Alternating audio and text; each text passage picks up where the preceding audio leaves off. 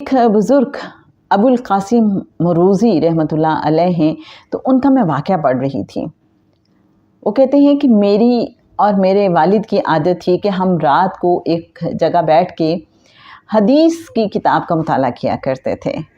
تو ایک رات میں نے خواب میں دیکھا کہ جس جگہ پہ ہم بیٹھ کے حدیث کی کتاب پڑھا کرتے ہیں، اس جگہ نور کا اتنا اونچا ستون ہے کہ وہ اونچائی میں، بلندی میں آسمان کو ٹچ کر رہا ہے۔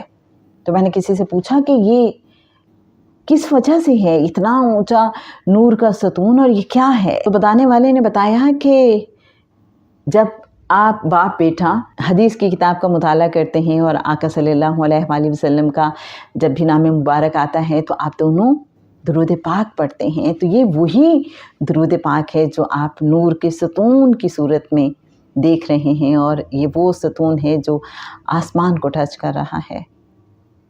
تو جناب، ہوتے ہیں کچھ خوش نصیب ایسے بھی کہ جن کو ان کے اچھے عمل کی قبولیت کے اشارے اس طرح سے بھی مل جاتے ہیں۔